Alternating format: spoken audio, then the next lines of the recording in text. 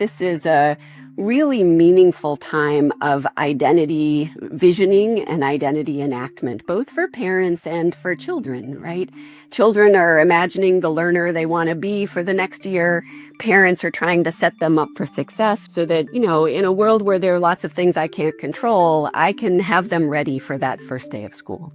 Welcome to The Ripple Effect, the podcast that takes you on a journey through the minds of Wharton faculty. I'm your host, Dan Loney, and in each episode, we'll be diving deep into the inspiration behind the groundbreaking research that Wharton professors have conducted and exploring how their findings resonate with the world today. The month of August is a very unique one for retailers. For many of them, their main focus is back-to-school shopping. It's a time when parents know that they have to get certain things for their kids to get them ready for the next school year. But it's also, at the same time, a period where they want to find the best deals as well. Pleasure to be joined by Patti Williams, who's an associate professor of marketing here at the Wharton School. She's also senior vice dean for non-degree programs. Good to see you again, Patti. Happy summer to you and happy soon to be back to school season. Back at you. Personally, I love back to school season, don't you? It's been fun in years. Mine are still in school, so I'm still in the midst of some of all of this. It is, as I said, kind of a unique period for the retail sector. But like a lot of industries right now, it feels like what was confined to probably, I guess, like August 1st to September 1st now has backed up into July. Like retail has extended this out once again. Yeah, definitely. Well, as you say, I think that's happening about every major, sort of retail period. But I personally think back to school is a little bit special, right?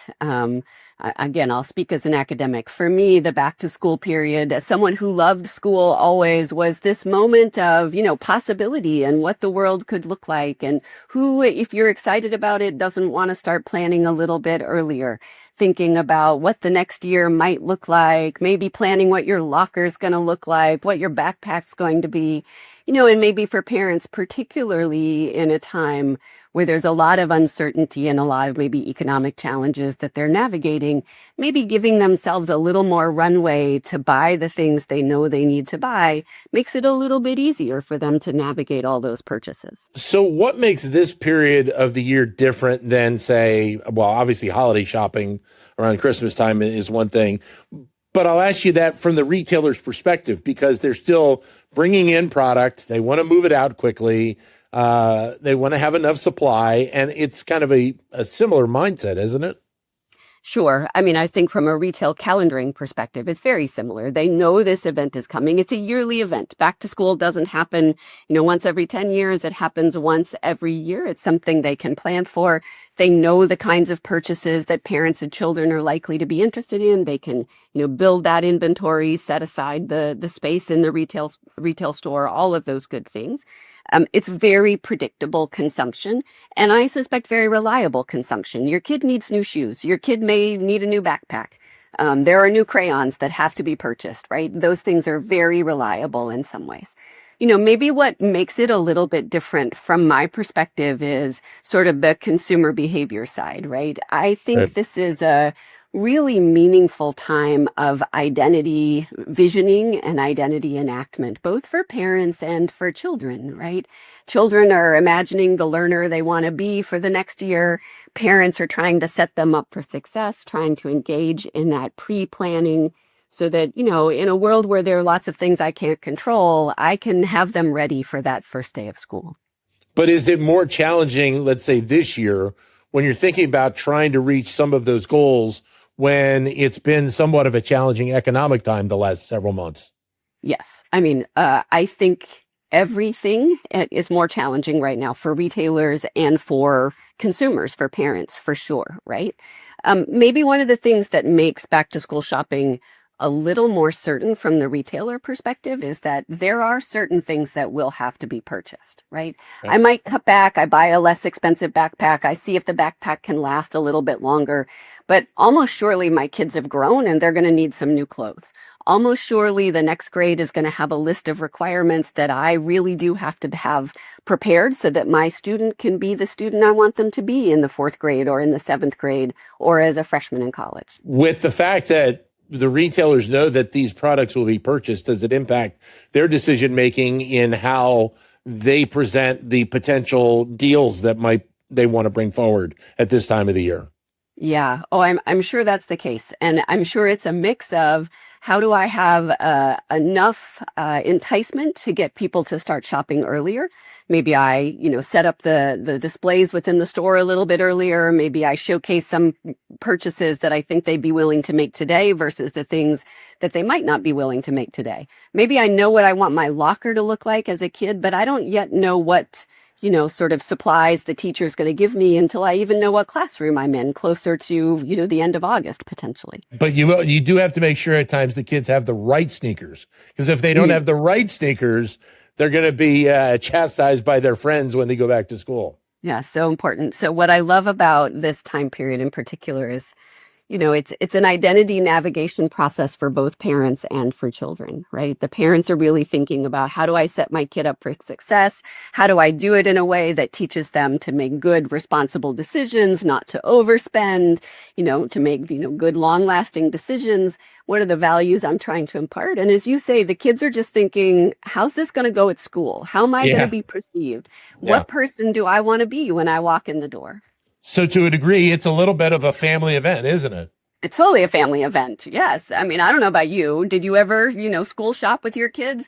It's a constant, nudging them in this direction, and they're pulling you in the other direction very often, right? What I think is interesting, though, and tell me if I'm wrong here, but it feels like with the retailers, the items that they are obviously bringing in to supply to get ready for this time of the year are items primarily that they can sell throughout the course of the year, where in some cases, when you're talking about shopping at Christmas time, some of those items have a shelf life that's maybe shorter than pencils, pens, paper, etc. You got it.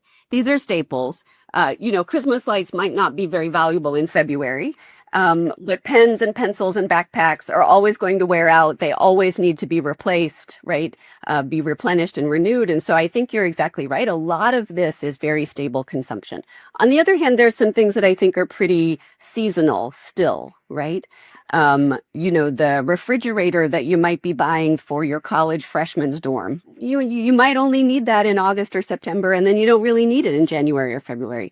So there certainly is some perishability to some of this consumption, even while there's stability to other pieces. So then how do retailers look at finding success during this window? I mean, obviously there's the core numbers, but they want to have a certain level of success year over year built so that they can, prepare for the next year as well.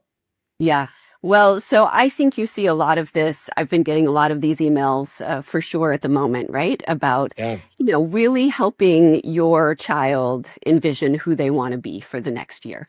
And so I think as much as it's really about functional items, what are the backpacks and the shoes and the pens and pencils that I need? It's really about, how are you setting your third grader up for success? What do you really want them to live up to? And so I think trying to be the retailer that understands the significance of this moment. There are very few times in our lives where, we take a picture on the first day where the kid might be holding that lunchbox and that backpack and wearing those new shoes. And it's a marker, it's a ritual. This is very much ritualistic consumption that has deep meaning, even while it's very functional. So the connection with the student for the retailer, it's just important for the retailer to connect with the parent as well as you go through this process. Absolutely. This is a negotiation, right? Parents and kids are negotiating where to go and what to buy, and what to buy when. I think that's exactly right. You said something a moment ago that resonated with me, is that to a degree, probably for some parents, it's almost like going back in time to what they remember 20, 30, 40 years ago and what they went through to get those particular items. I think that's definitely true. This is a time where nostalgia is really important to consumers. Anytime there's uncertainty and, maybe discomfort in the world, we like to retreat to places of nostalgia to remember a treasured time that makes us feel, happy and loved. And who doesn't feel a sense of nostalgia when you go back school shopping with your kids? Maybe you remember the peachy folders that you were so excited to get, right? All of those good things. And I bet there's a lot of storytelling happening in those aisles. When I was in seventh grade, I did this, right? I don't know about you, but mine when I was growing up was the Scooby-Doo lunchbox.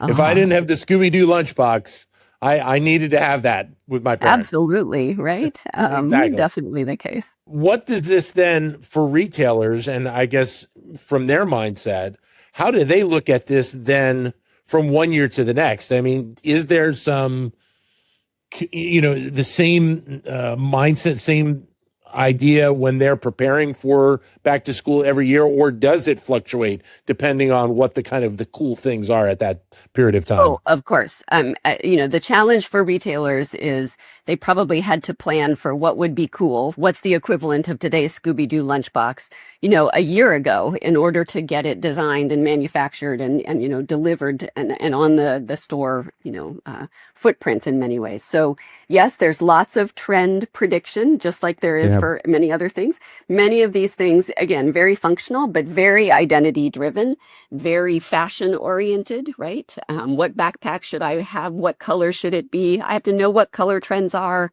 What characters are hot at the moment, all of those things. So this is just as important a time for retailers as the holiday season, or, if you're a chocolate company and you're getting ready for Valentine's Day, this is another one of those very important times of the year. Yes, and I would say not just for the retailers, but for the manufacturers of all those things too, for the companies that are making pens and notebooks and backpacks and lunchboxes, really, really important. This is a very reliable time of demand. The demand is, happens year over year. I know roughly what the items for that demand look like. It is something that can fuel a company's success in many ways. And, to go to your earlier point, even in a time when there's a lot of economic challenge and uncertainty, and maybe I'm going to reduce what I spend at Christmas. Maybe I'm going to, buy less candy for Halloween. There are school purchases I can't skimp on. Yeah. Some things will have to be purchased. And so even in a situation where there might be, maybe the highs aren't as high, but the lows aren't going to be that low either, because parents and kids need these things. Right. In many cases, the computer is one of those things. And that's not a cheap item that you're going to be purchasing, whenever you're making that purchase. I've been seeing all of these stories about how people are, having, Mac sticker shock at the moment, right? Because of the cost of the chips and so on. Very expensive. Patti, thanks very much for your time today. All the best. It's always a pleasure, and I hope everyone has a great start to the school year. Patti Williams, Associate Professor of Marketing here at the Wharton School. Thank you for listening to The Ripple Effect. We hope you found this episode informative and engaging. Don't forget to subscribe and leave us a review so that we can continue to bring you the best insight from the Wharton School.